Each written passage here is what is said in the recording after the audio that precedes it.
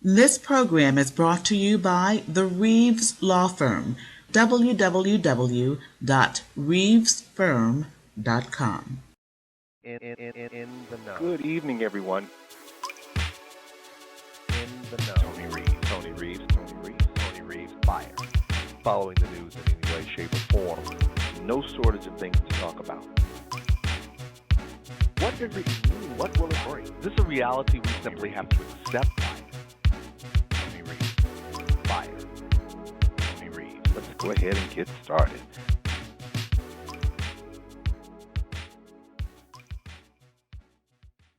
Another edition of Q&A, Social Security Disability Today. Today we're going to talk about what you should do after your Social Security hearing. Now I know I've done the video like this in the past, but in light of various comments that I've been receiving, I'm going to give you what I like to call my updated version. So this is what you should do. What should you do after your Social Security hearing, part 2. If you have a representative, here's what most people really ask. At the grander scheme of things, and I've been doing this for 15 years, it comes down to basically 4 basic questions. 1, what do you think?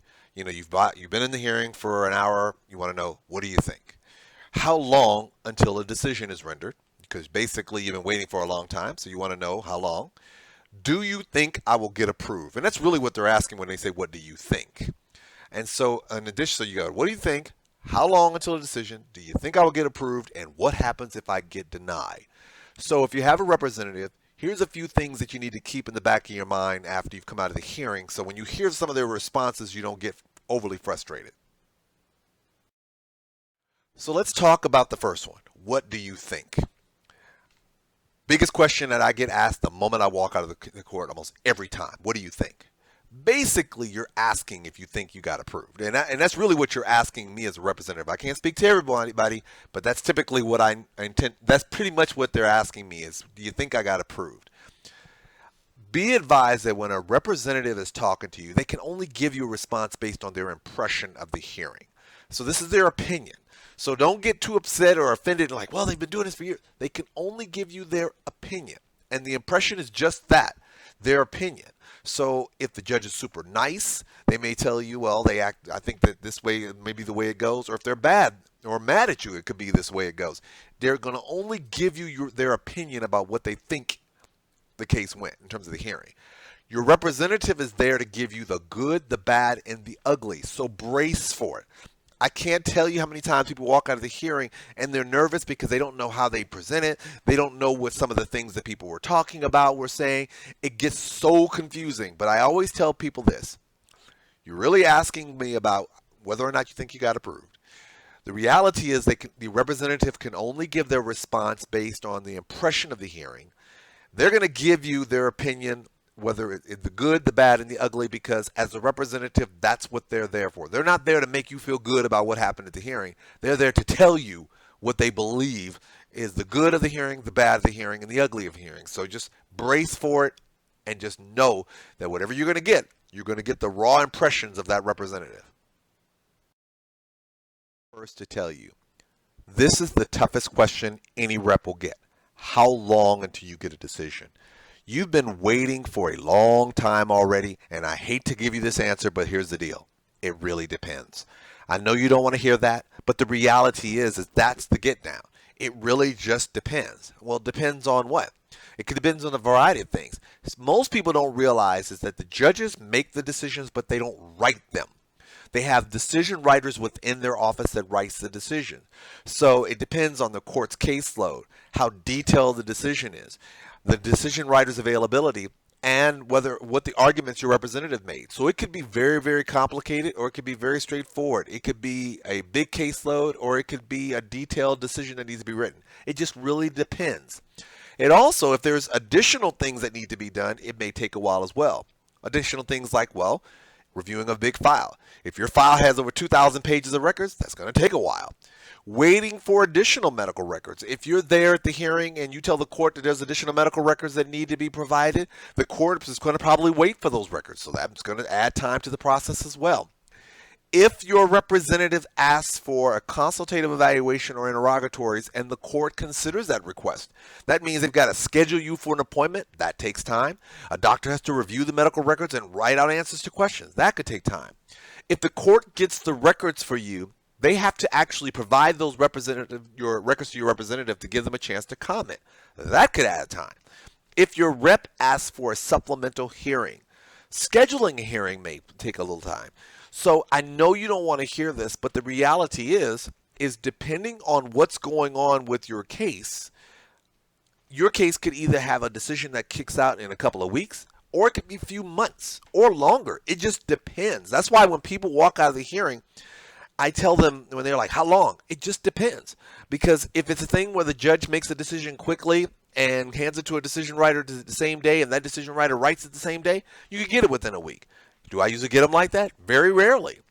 If it's a situation where you've got a very detailed case, it's a big file, there's some additional medical records, your rep says, I want to send my client for an evaluation, or Your Honor, I need you to get the medical records for this. All these things can add to the time.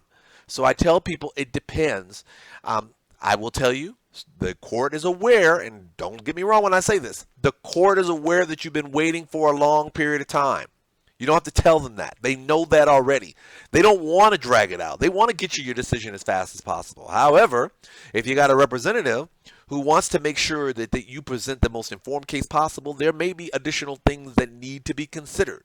So don't freak if it takes a while longer. Just know that information, that your case may take a little while longer to get approved or denied, just depending on what additional things that need to be done in your case, or what are the additional stresses that are going on, meaning it's a detailed case, your representative gave some detailed arguments, or just the workload of the court.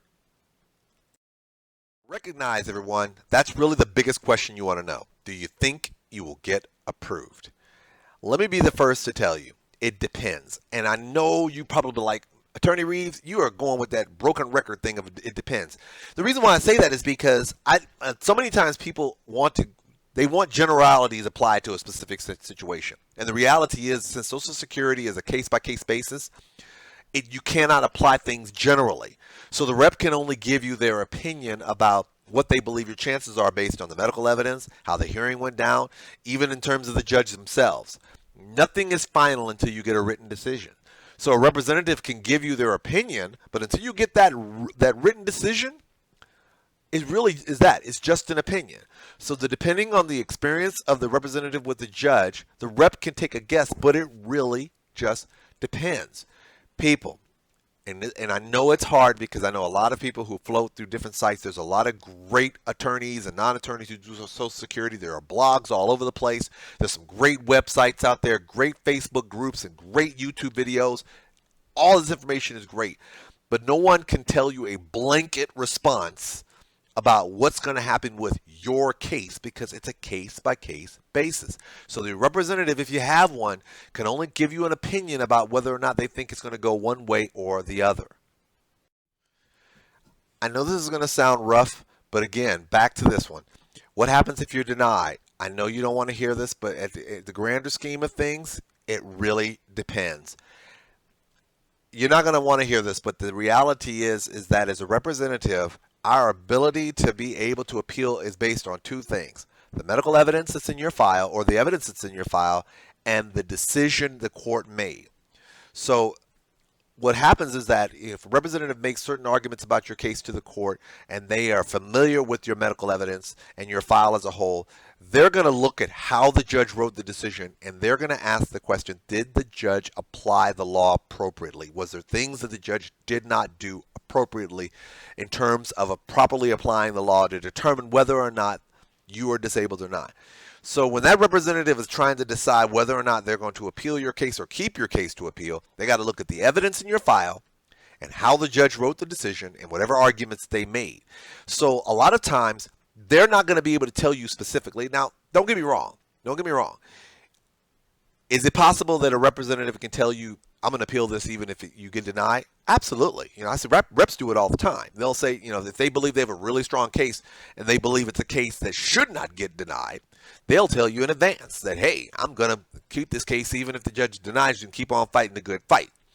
Some reps don't do that. Some reps basically will say, let me see how the court interprets the evidence and how they wrote the decisions. Because really, at the end of the day, that decision is what you're going to be, that representative is going to be focusing on for purposes of making their appeals going further, whether it be the appeals to the appeals council, whether it appeal to the United States District Court, and so forth. So keep in mind, the representative may or may not tell you straight out whether or not they're going to keep your case or appeal your case, but it really, really just depends. Now, if you have a representative, let me tell you a few things that you probably should ask, in addition to the 4 questions that most people always ask. Ask your representative, is there any more medical records that you need? Meaning, do you need anything else from me from a medical standpoint? Because the reality is that you have an ongoing responsibility to continue updating your file. But however, now, if your representative is familiar enough with your file, they can tell you if there's areas that need to be supplemented. So you want to ask them, is there anything that the file needs to make your case stronger? Because you want to know that. Now, this is going to be the real deal. If you're not able to get those things, it's just the nature of the beast. But at least you want to be able to let them know what needs to be added that could strengthen your case. Is there anything that you can do while you're waiting? If your medical conditions, how soon should should I let you know? Your representative will lay out for you what you need to do in the interim while you're waiting. Whether it be a change of your address, change of your phone number, whether you be moving, in-state, out-of-state, whatever the case may be, if you've got a new medical condition, if you go to the hospital or doctor, whatever the case may be, you want to make sure that your representative is aware of what they need to know and what you need to know in order to supplement your file going forward.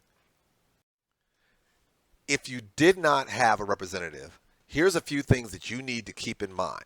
First of all, you have to keep your file up to date, even if you tell the judge what's missing. Meaning, I don't want you to think that just because you told the judge something was missing, that the court is going to go out of their way and get it on their own. They may do that because the regs basically says they can assist you, but don't totally put stock into that unless the judge specifically tells you that's what they're going to do. You need to make sure you take the action to get that information that's necessarily needed. The judge is not going to tell you where the weaknesses are in your case. Meaning the judge is not going to sit there and tell you, oh, this is something that you need to improve upon. So that's on you. The court will not tell you when you will get your decision. As we talked about before, it depends on the judge, the decision, and the decisions writers. And also, if you decide after the hearing that you need a representative, it's up to the judge as to whether they will allow what's called a supplemental hearing. So you can go back and tell the judge, I've decided after that hearing, I think I may need an attorney or a non-attorney to help me. They may make the determination that they agree and give you a supplemental, or they may say, we'll take it under advisement. What I would encourage you to do is that if you think you need a representative, contact the representative, let them know you had the hearing and when you had the hearing. This way you can let the representative handle or do what they need to do to see about getting you a supplemental hearing. So let's go with some final thoughts of things that I want you to kind of consider for purposes of what you should do after your hearing. First, if you don't fully understand everything in your file in terms of medical terminologies and things like that, or where the problem areas are in your file, you might want to think about contacting a representative. I always tell people, it's great you can do things on your own, but if you don't understand what that means, you might want to get some help.